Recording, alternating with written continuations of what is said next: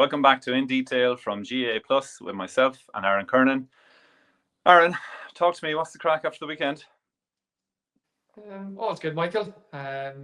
We had a narrow victory away in Carrick-on-Shannon with Sligo.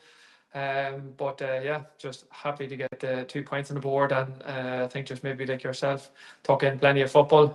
Say you were slightly disappointed with what you'd seen on GA Plus for Galway, Dublin. You would have been hoping to pick up the 2 points, but I suppose the way this championship is, all's not lost yet, even though everyone likes to get off to a winning start, that you're not sitting overthinking things for the 2 weeks in between. Yeah, it's fair to say, being there live and just maybe leaving it a little bit, disappointed really, albeit a 1 point loss. And I think that we can't lose sight of that. But only when I went back over it and, for a few bits and pieces for today, you just saw how close you were. And, while Dublin did so much right, I think there's the small things that Galway can readdress and look to improve on. And certainly they'll have to, with Derry and then with Armagh. And, just that 2 weeks, it's minimal really. But probably when I think back in it, Dublin had that 3 week break coming into it. And, that's nice. That gives you time to get the bodies right, to get mentally refocus and just really look in detail at your opposition. And, we'll look at a few clips in a while, but that was something. I think Dublin had their homework done well, but it was a massive occasion again in Pearse Stadium. Big crowd, beautiful day, and there was some good football served up. So overall, it was a good weekend for football. And while Galway are licking their wounds, but we're looking forward to the next round now, because there's nothing like the next game to kind of focus the mind and work toward. In your opinion, obviously you were there, you were pitch side, you seen at first hand maybe stuff that we didn't sitting at home. What, in your opinion, was the big difference that you've seen in Dublin, or the key points then that you feel was the difference between them scraping that win? So look, lots of little things, and it was very evident from the very ball thrown in that they had a huge hunger and desire and ability to work hard and just try and be first to every ball, crash into every Galway player and win the breaking ball. And they brought that huge energy, and I suppose no one expected anything less, but from the very first ball, that they set the tone for the day. And it took Galway a little while to maybe get to that level. And that was the first thing. And then if I think back to their last game, and it was Meath, and just, the kickouts was the huge thing, and maybe the return of the kickouts was something like, 43%, 12 out of 28 is what Dublin retained of their own kickouts. And that's unheard of. So there was a big focus coming in on that straight away, and they improved a lot. They took 70% of their own kickouts on Saturday, and they contested well on Galway's kickouts. And that's not any one player. That is the unit. That is the goalie, and it is 8 to 10 players further out the field at least.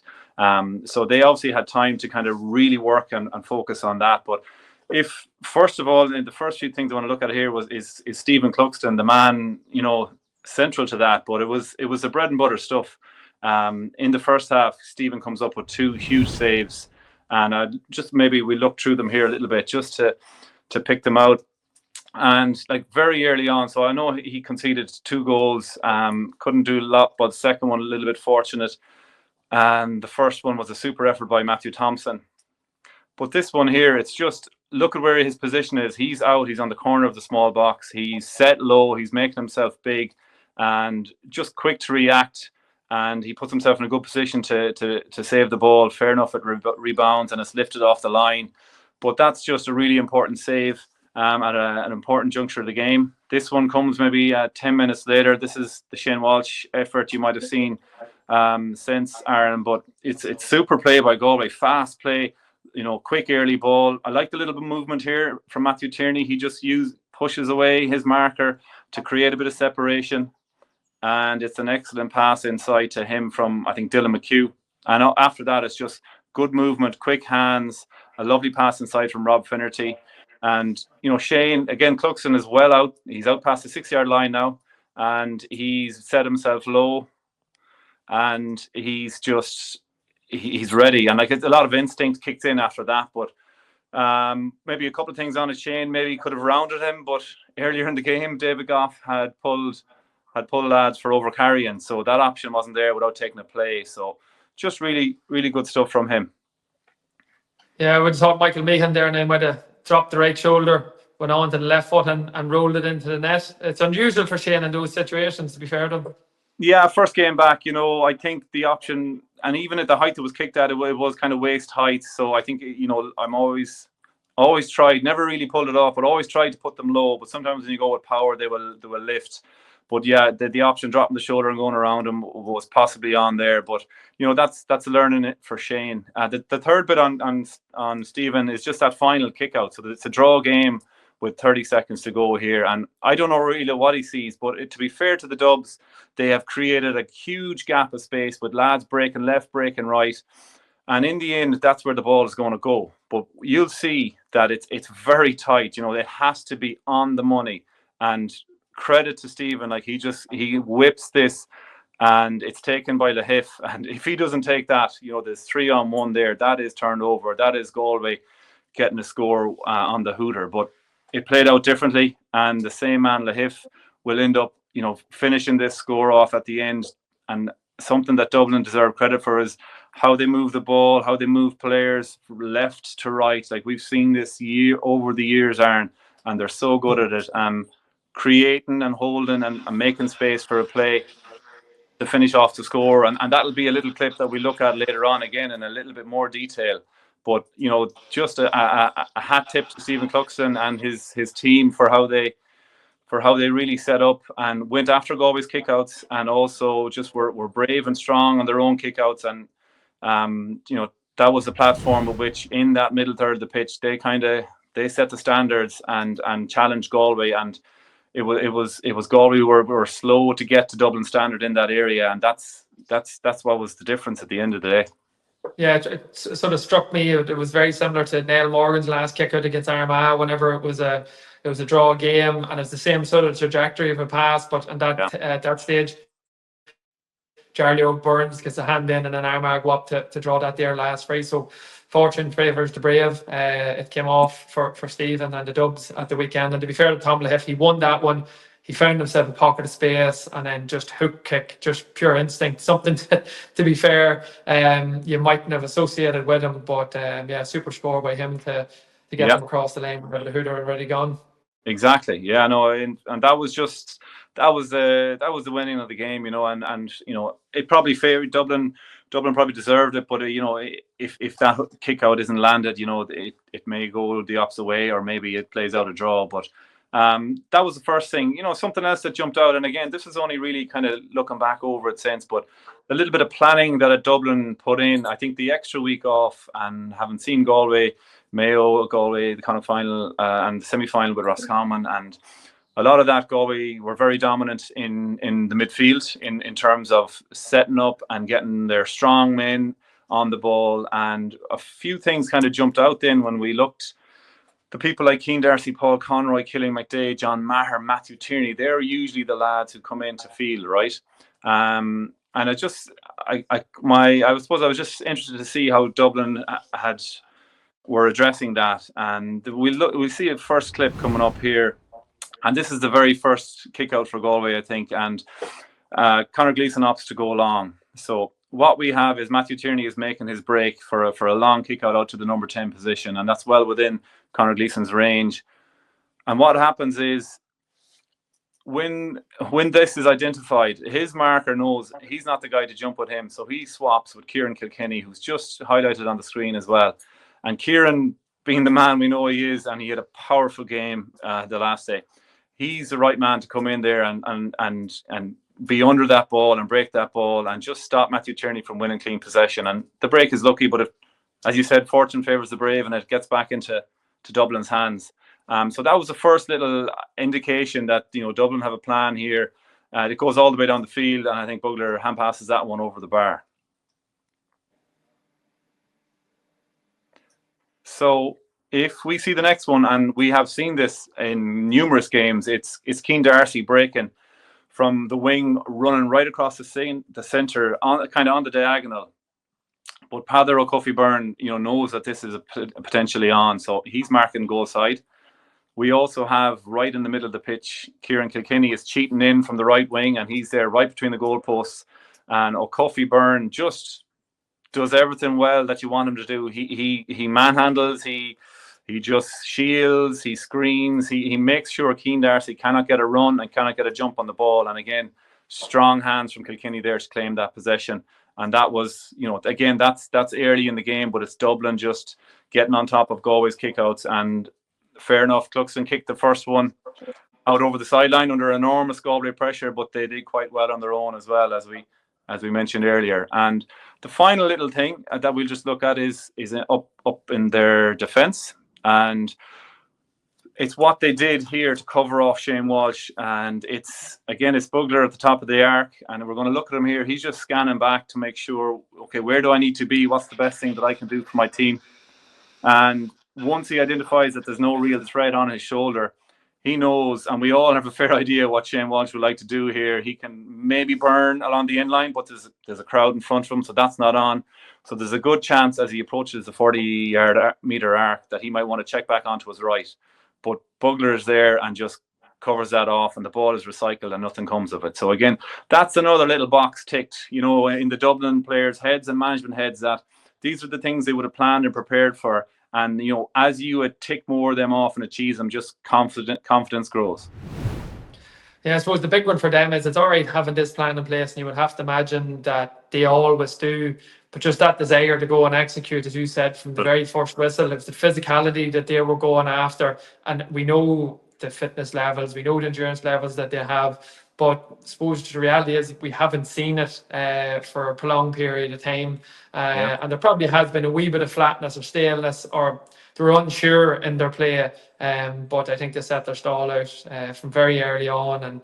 And to be fair, it would have been a huge disappointment to them had they not have won the game. And the platform all came from their top players. It wasn't even what they did with the ball. It was their actions, it was their body language, it was the reading of the situations that they planned for that stood out in those key points that you've just highlighted. Very impressive from them. Yeah, 100%. We're not finished. We'll have one more little look, just up top, I suppose, and we've seen this before. I think we even made reference to it from maybe games with Wicklow at the start of the year, but how creating space and overloading. And at the start of this clip here, well, we're just highlighting Con actually at the minute. Con is going to sally off out here to the right-hand side where there's absolutely nobody. Okay, what Dublin have done, they've pushed 5-on-5 are actually in around the goalie there. Everyone is loaded up on the left-hand side of the field.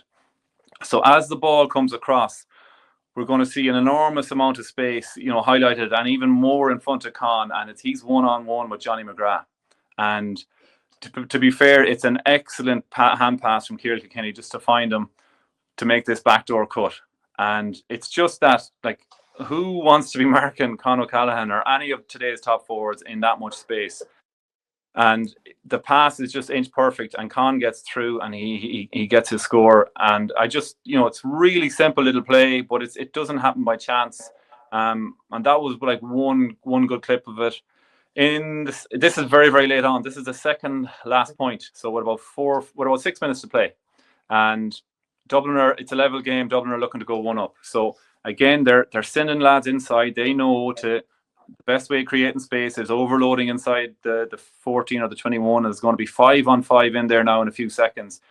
And Dublin just move the ball from side to side as they do so well. With the point of view, always, moving the ball fast. But Scully has a little look over his shoulder here, I would feel, or he's encouraged by Costello to get out of there. And he just makes that run, selflessly to create that space at the top of the D. And we have a one-on-one situation. Galway are slow to react. And it's a ball over the top to Costello on the run. And there's only one outcome from that range there. But it's just how they played together, how they worked for each other to create those scoring opportunities. And if we wanted, we could have thrown in the final score there. Something similar happened for the final score to win the game, the Lahif point that we looked at earlier. But that was a lot of what Dublin did well on Saturday.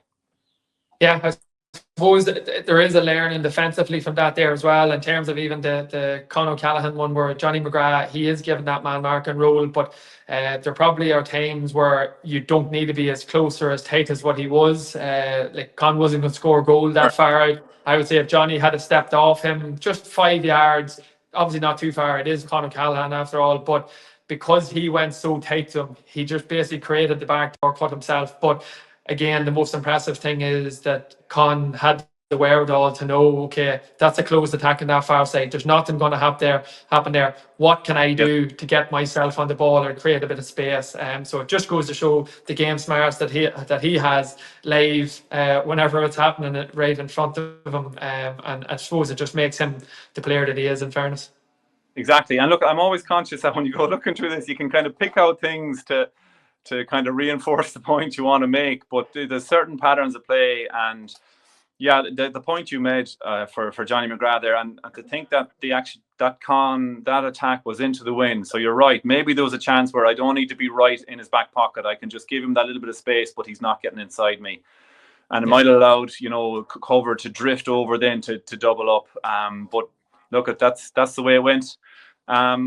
And just the last thing, I suppose, going back to my first point, but being a 1 point game, there was lots that Galway did well. Even though they were sluggish and they were probably second best, but there was lots that they did well, and just a few clips to kind of throw light on it, and maybe things that might work well if they were introduced or if they could develop on this. But very first one here, we're going to see a lovely pass in from Matthew Thompson, who's been a real find for Galway this year. But what Galway have done is they've loaded up outside the arc, and there's a 2-on-2 inside, Rob Finnerty and Matthew Tierney.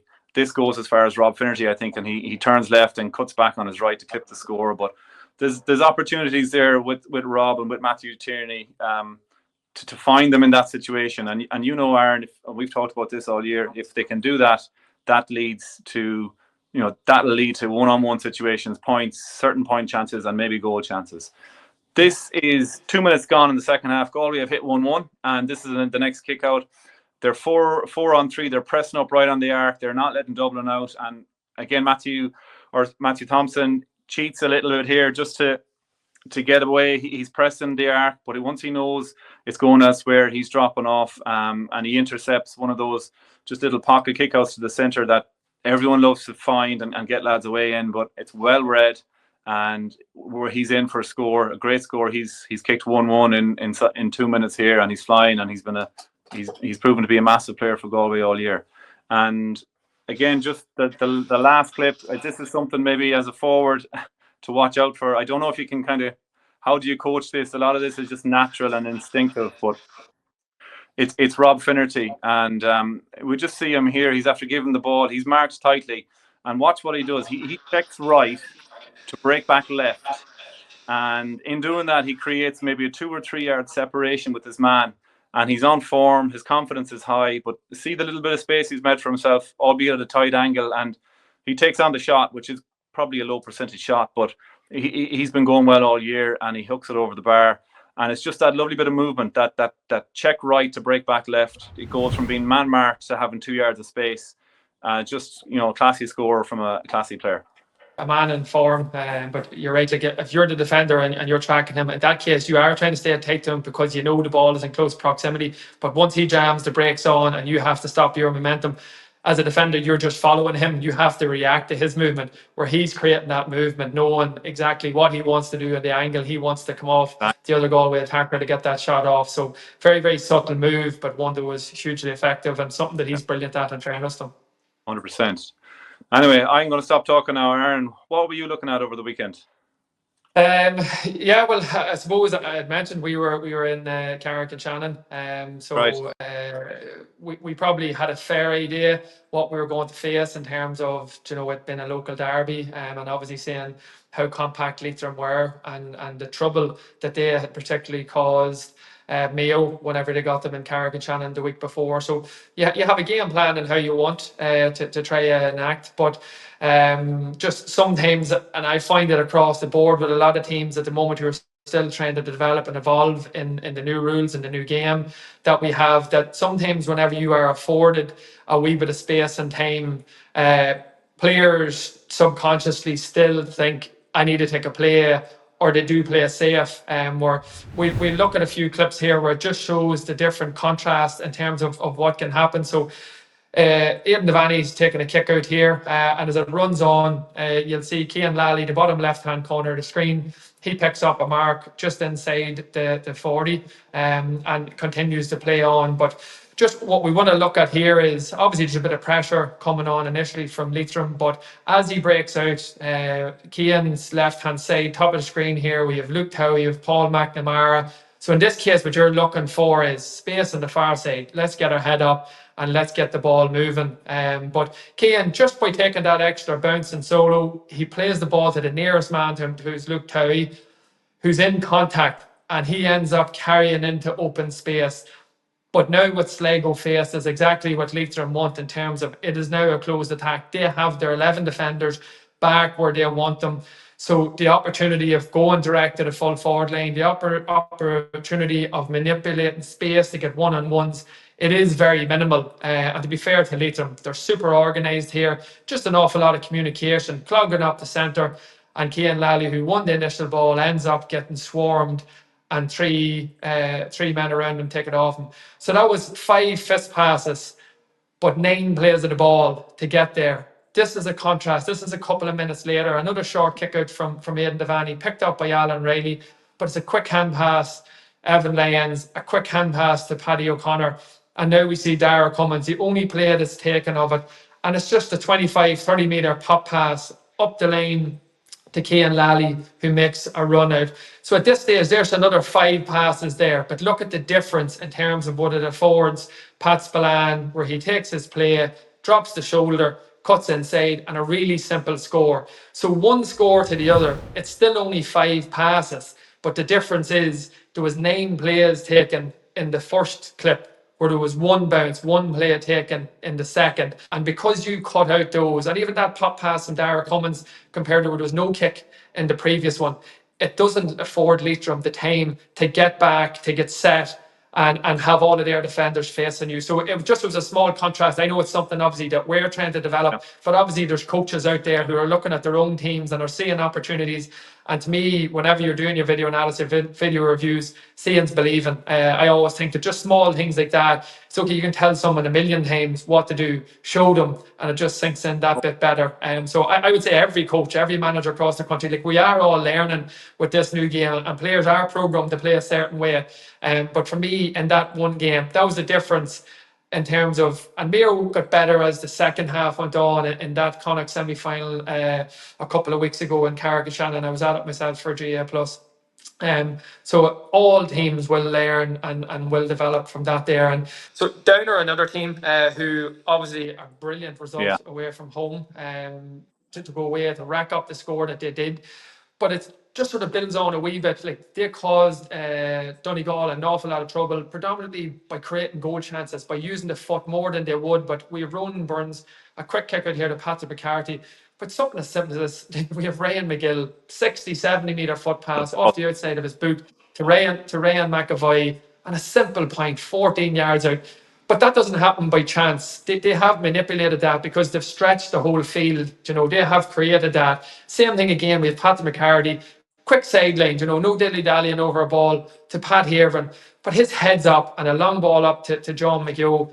And the centre of the defence is wide open for Caelan Mooney, who's lightning quick to come straight through, and a brilliant finish. Now, the vast majority of what they got in that game was through the hands and different running angles, and an awful lot of running angles around the arc in particular, where Oran Murdoch, Danny McGill and Pat Haven caused chaos all day. But that's something that Down did really well against Donegal, and just those few simple scores. It's so much easier to have those scores on the board because it saves time, it saves energy. You know, it doesn't have to be the end-to-end stuff that we do see an awful lot of. And again, you can't do it. Clearly, you can't do it all the time. Teams will cop on to it, but it's having that variety to your play. And to me, as impressive as their win was, it was those few changes in how they would have played, maybe from last year and the year previous, where you think, are they going to struggle in the new game where you have to be more direct? I think it's fair to say that Conor Laverty, his coaching team, they've added those few nuances, which enables them to get those scores that bit easier, and very, very impressive in what they did. But I suppose, Aaron, it's probably going back to that old classic training game where there's no hop, no solo allowed, or there's just one play, and a certain amount of that. And I think back to parts of the Galway game with Dublin, and both teams did it really well, where that ball was moved first time and fast, and it just opens up the play. It's brilliant to watch, and it invariably resulted in scores or scoring chances. So, it's just like you said, you still need to be able to get it to the arc and work it through the hands, but that little bit of a rebalancing, that's part of the, what's happened with the rules and the new approach. It's becoming more and more evident. yeah, and all for the better. It is safe to say Cavan's win in McHale Park was a shock. There were rank outsiders. Obviously, they would have been really disappointed how they played against Tyrone. Still missing key personnel: Garrett McKernan, James Smith. To be fair, Paddy Lynch was back on the bench for them, but they're 3 points down at half time. And again, I didn't see the game, I only got to watch it Sunday night. But to see the result and to see the turnaround, I was wondering Sunday evening, how did they do that there? And to be fair, we want to give them absolute due credit, because someone asked me a question today. They said, have you seen anything different in these new rules? Have you seen anything that you wouldn't expect? And prior to the weekend, I said, no, I haven't. And the guy was sort of saying, well, do you see anyone playing with 4 up or 5 up? And they haven't. But what we're going to see here is this is the throw up, basically, starting the second half. It's 7 points to 4 to Mayo. But whether this is through default or design, or Kieran Brady says, do you know what, we're just going to go for it here. You might as well be hung for a sheep as a lamb. What he does here is he actually ends up pushing up. So Cavan end up in the opposite half of the field with 7v6. So everyone wants to drop back and make sure we're compact. They have just gone man to man all over the field. Have gone 7v6, and they're putting huge pressure on a very athletic Mayo team. But they can't get out. So here's Enda Hessian, a speedster. They've put him into the trap here, where the third player, the extra player, and Kieran Brady is coming in. And in doing that there, he doesn't have open ground to break into. They force him into overcarrying. Kieran Brady picks up the ball. He's not happy that I've just done my job. There has to be an end product here. And straight away, he's thinking there's danger on here. Attracts straight down the central channel. A couple of quick hand passes here. And instead of popping a simple score, they're going for broke. Ends up with Jared Smith. Ball stuck in the back of the net. And what intent. Like, you can sit and talk all you want at halftime about how we're going to turn a game. That's how you do it. Straight away again, Mayo end up, they win the next kick out, they go on an attack, and you have Sam Callanan here taking on Oisín Kiernan down the left-hand flank. But you have Brian O'Connell, full-back again. So just like you mentioned, Sean Bugler, he's not thinking, I'll stand here and mark my own man. He's looking for a double up. So comes across, and as Callanan turns into traffic, O'Connell ends up forcing him backwards, strips him of the ball. But that's not enough. Evan Crowe picks the ball up. We spoke about it a couple of weeks ago here as well. Brilliant pop pass up to the outside of Jared Smith, who's already on the half turn, and plays another brilliant ball to the inside lane to Ray and Donoghue. Secures possession, follows on his run, and an unbelievable score off his right from the right. But that all comes because Brian O'Connell senses danger and goes to help a teammate. And just to illustrate the point, here we have it again. The danger man in Mayo, long ball in by Matthew Ryan, gets into Ryan O'Donoghue's hands. How many times has he burned someone, create a goal chance out of nothing? But they get 3 players around him, disciplined, forced to turnover, and Evan Crowe breaks out here. Now, probably gets a wee bit of fortune in terms of steps. They tend to get blown, and you see all the Mayo players. Probably shows where their head's at in terms of they're standing remonstrating with a referee instead of doing their job and getting back and trying to win the ball back off Evan Crowe. But instead of going through the foot, in this case, they get the ball quickly to Jared Smith, and Pork Faulkner, he's gambled. He's got ahead of the ball, takes his couple of plays and kicks a brilliant score off the right from the edge of the D. So to me, you have to give credit to a team. I don't believe at all Cavan's fortunes would have changed if Kieran Brady didn't step up. Of course, it's a risk, and it's a huge gamble to go up and leave a Mayo player free the opposite side of the field. But nobody's seen it being done yet. Nobody has took that risk. Everyone's been way too conservative. And I have absolutely no doubt, had he not have done that, Cavan wouldn't have got that goal. And it just set the whole tone for them. And they went from being 3 points down and scoring 4 points and a half, that they kicked 1 goal and 13 points in the second half to completely demolish Mayo away from home. And to me, you have to give credit where it's due. It was the manner that they went after that there, and you just see the lift that it gave the whole lot of the confidence, the energy levels. That performance in Oma was well and truly blown out of the water from them, but it's by what the players did on the field. So full credit to them. I'm not sure how many teams have followed them, Michael, but to me, it was brilliant to see it. Yeah, it definitely was the performance of the weekend, you'd have to say. And yeah, it's kind of made us sit up in our chairs a little bit for Cavan. And who knows, when we see the other teams break into their group games next weekend, what might happen, because there's a whole, it's another, provincials are left done and dusted, and now we're over to the groups for the Tailteann Cup and for the championship. And it's just, we're going to get these games, I believe, coupled on top of the excellent matches that we've seen so far this year, but there's a hell of a lot more to come. And yeah, we're looking forward to it. We're looking forward to it here on GA Plus, and I think that's where we leave it. We have a huge amount of football to look at and talk through next week, Aaron, with so much happening at the weekend. But for now, we leave it there. Thanks, everyone. See you later.